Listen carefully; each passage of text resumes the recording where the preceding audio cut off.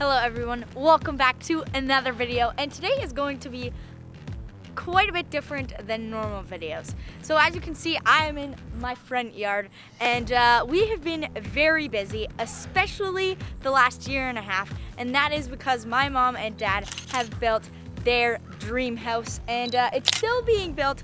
But one thing that my dad was very specific about in having in this house was a beautiful backyard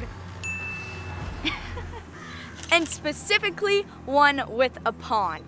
So that is right, it's not actually a lake, it's more of a pond.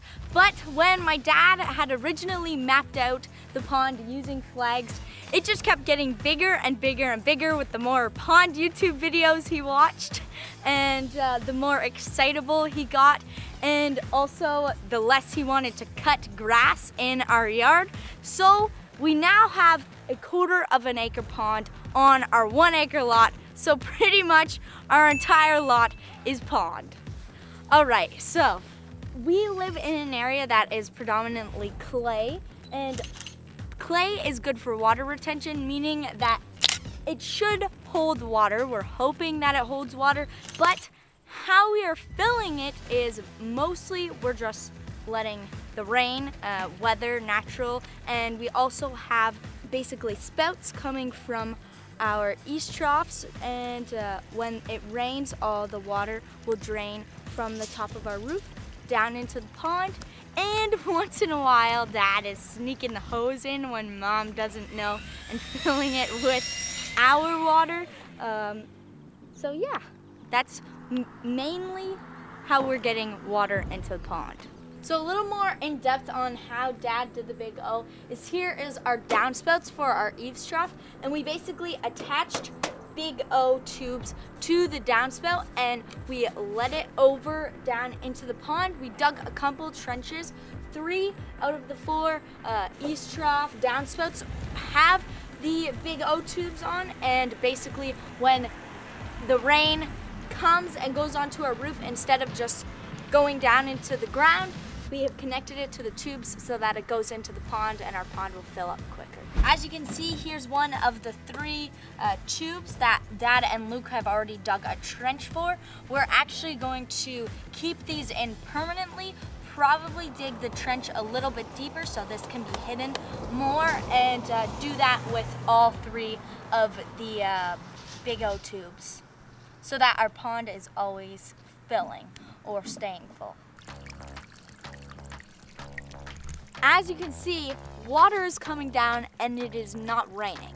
And that is because it's actually hooked up to the sump pump, which is in our basement. Okay, so we live near Lake Erie, the Great Lakes, and there is usually a lot of groundwater here, especially when there's big rains. We can often get flooding in our basement, and so basically a sump pump, it prevents that. So there are these Big O tubes, but they're perforated, meaning they collect all of the water that's around our house, and they feed it into the sump pump, which is in our basement. So we have connected the sump pump to our pond, and instead of it actually going into a ditch or back out into the ground where it usually would go, it goes straight into our pond.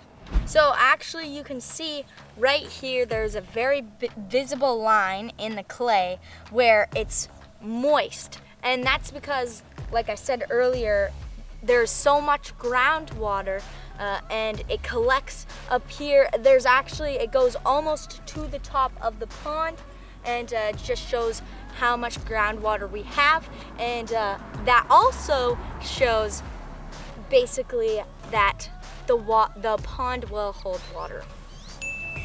We hope. We hope that shows that the pond will hold the water. So another fun thing about our family's new dream house is basically landscaping the pond.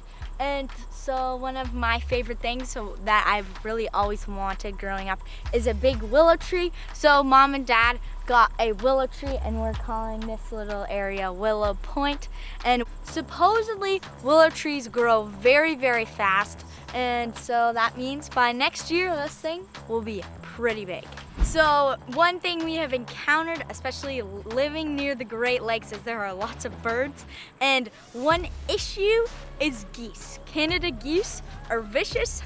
They are crazy, and they like to poop everywhere, and they just love the pond. So a way to keep the geese away from our pond is we have put up this goose fence. So we did some research on YouTube on how to keep geese away from your house and your pond.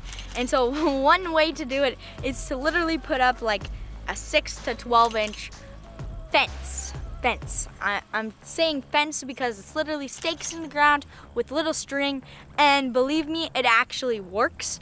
We've had a goose fence around our perimeter of our yard for like 2 months now, and the geese have not set foot in our yard, which is super weird to me because they literally could fly over it if they wanted to, but they don't, and it's a great solution to having geese problems. So look at how ridiculous this thing is. It's literally stakes in the ground with a little tiny piece of like twill rope, and basically before we had this, the geese would just go into the pond, but now they literally walk right up to it, turn around, and then go back into the field behind our property, and so we no longer have a goose issue. Alright, so we have measured the pond depth that it currently is, and it is about 4.5 to 5 feet.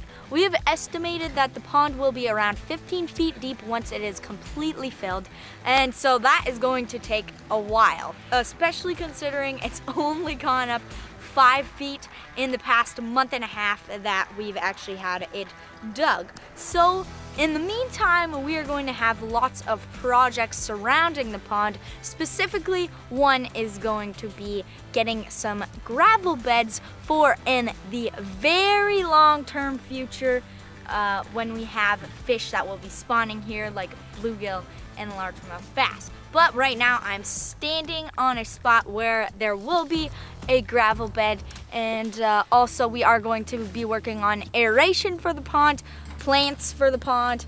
We also will be eventually putting in a dock and some more structure for fish, but in the meantime, this is basically me asking you guys what you think we should do to basically enhance this very fun project that will commence over the next year or so of my life.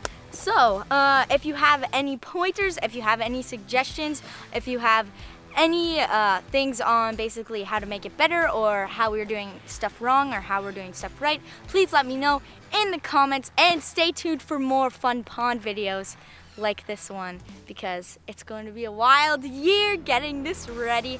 The ultimate goal for this pond is to have the craziest largemouth bass and bluegill fishery right in my backyard. Giant largemouth bass, giant bluegill for the largemouth bass to eat, so that I can cast and catch them right off my back porch. Hope you guys enjoyed today's video. If you did, please click the like button, and if you'd like to see more content like this, please click the big red subscribe button. We will see you next time.